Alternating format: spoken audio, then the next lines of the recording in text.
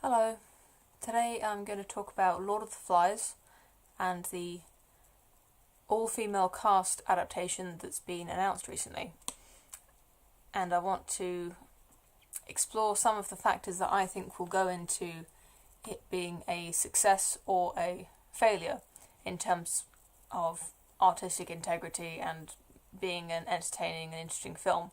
I don't mean box office success or financial success. I'm sort of just talking about the kind of films that I like, the kind of stories that I like to see, and the kind of characters, male and female, that I enjoy watching, and I think a lot of people also enjoy watching. So, the first question I think that needs to be asked when considering an all-female remake adaptation of a story is whether the male characters in the story and the events that happen because of the actions of those male characters is sort of translatable to a female experience. So, despite the differences between men and women and the differences in their lives, I think it's pretty safe to say that a lot of experiences are shared between men and women. So, a lot of the time you can translate most experiences from one gender to the other. So, for example, if you make a film about someone who brushes their teeth, has a shower, and goes to work, and then comes home, makes dinner, and watches TV, there's probably very little of that would be different if you were making it about a man or a woman. So, in the regular, everyday minutiae of life, there's a lot that can be translated from one to the other.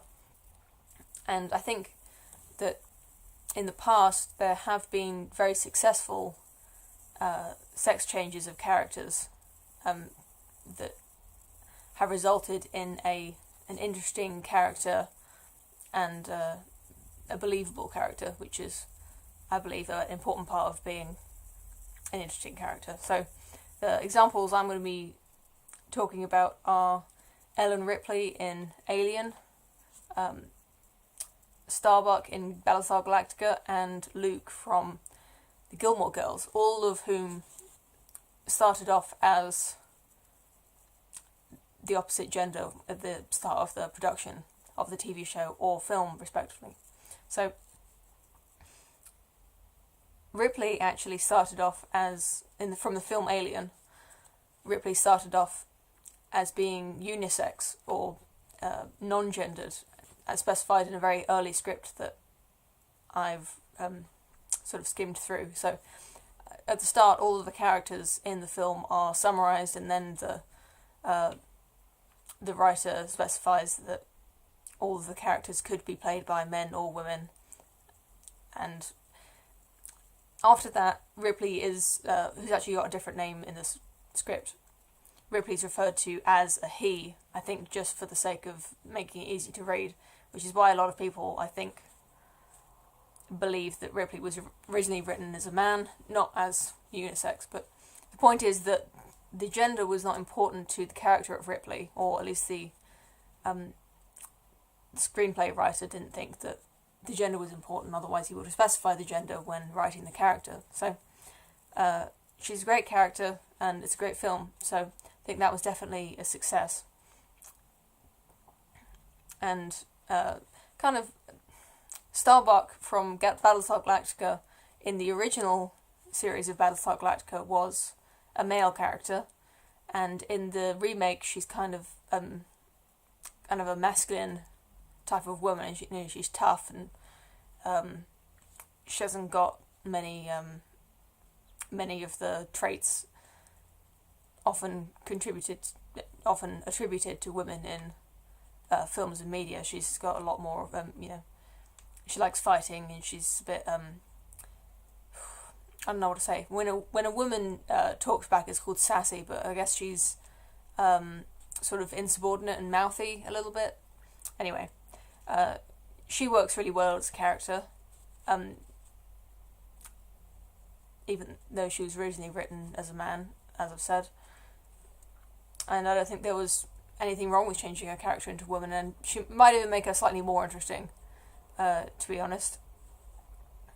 I'm always in favour of having, well, not always, but I'm pretty interested in TV shows with a good female-male balance. You know, if a good mix of male and female characters can keep things interesting on screen, although it's not a hard rule, but changing one of the male characters to a female character to even it out can sometimes make things interesting, which is exactly what happened when writing the pilot for Gilmore Girls, when some producer said that there were too many women in it and there needed to be a man, because most of the cast was women. So the character who ran the diner, who was originally called Daisy, was changed to a man called Luke, and then after that he became a huge part of the show and became a romantic interest for the character Lorelai, and it was an interesting relationship. He's a great character, and I can't believe that his lines were written for a woman. It's kind of hard to imagine, but they didn't change a single line of dialogue. They just they had the script for the pilot, and they just gave every single line that the woman would have had to this new character Luke, and the actor pulled it off really well. And so those are the instances that come to mind when I think of characters who have changed genders from when they were originally written, and I think they are all pretty successful. So why is it that when I think of an all-female adaptation of Lord of the Flies, that I kind of roll my eyes and think that it probably isn't going to be very good?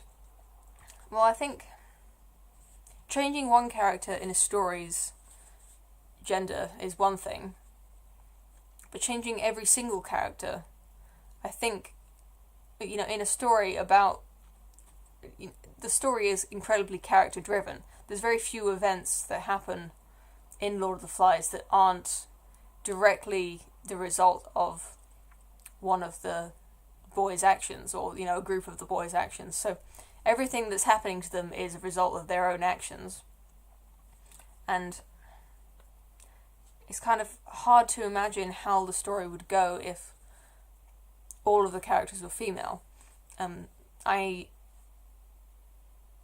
I reread some of the Lord of the Flies just to sort of refresh my memory, and one of the things that stood out to me as the sort of most masculine element in the story is the little tribe that the character Jack forms with the other boys. He starts his own fraction, a competing tribe to Ralph's original tribe, Ralph the main character.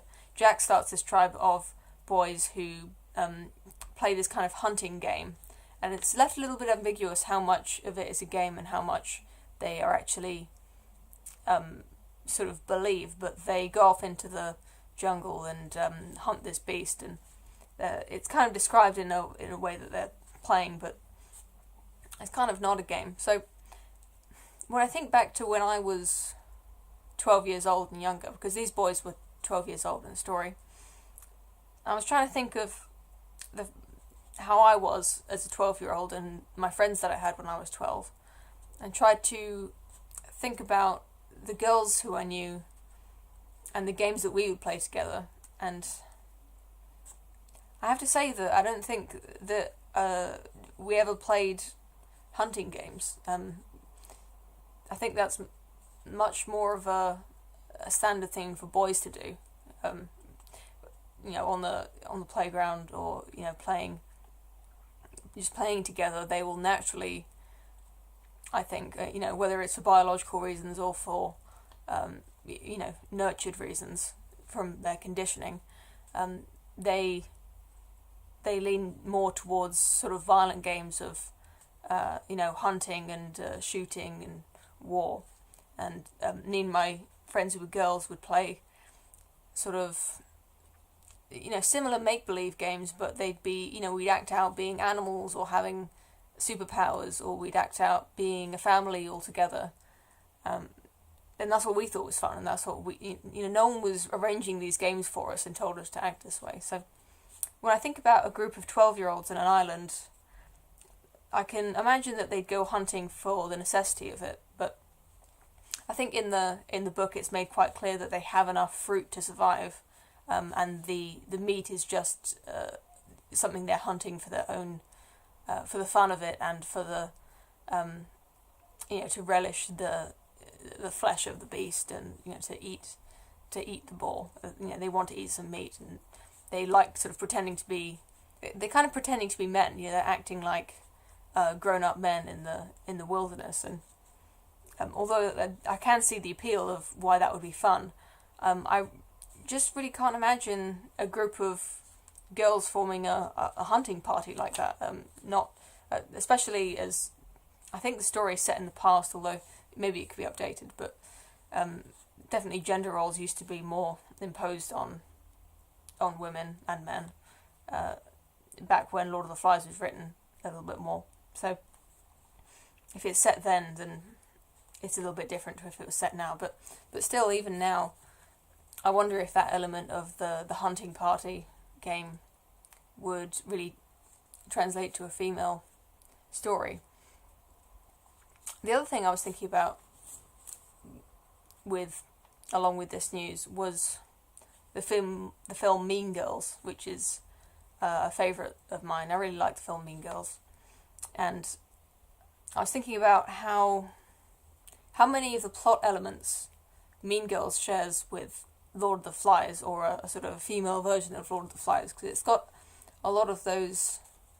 It's a film about a personality clash between girls, and between these sort of fractions of girl tribes, and the way that girls fight with each other.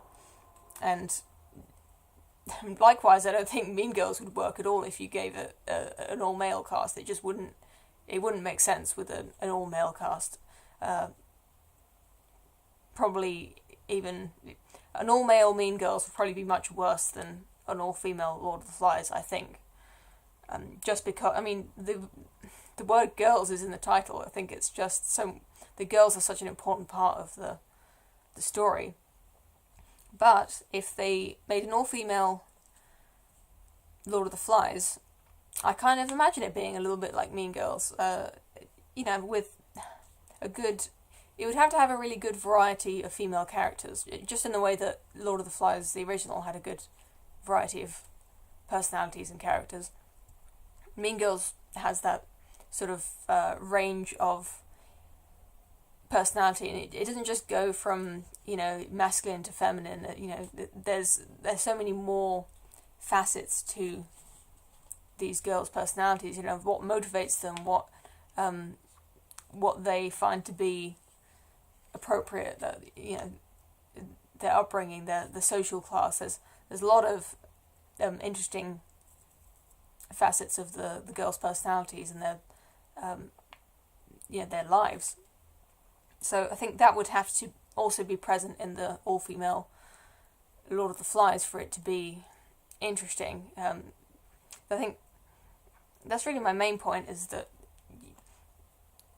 it would have to be, for it to be an interesting film, I think the women portrayed in the film would have to, the young girls, I suppose they are, would have to be believable characters. They'd have to be interesting and flawed and motivated, having all of the attributes of an interesting character. They'd have to be well written, to put it shortly, which is obviously true. Every film has to be well written for it to be good, but what concerns me is that it's not being adapted into an all-female cast film because the writers believe it will make it a better film.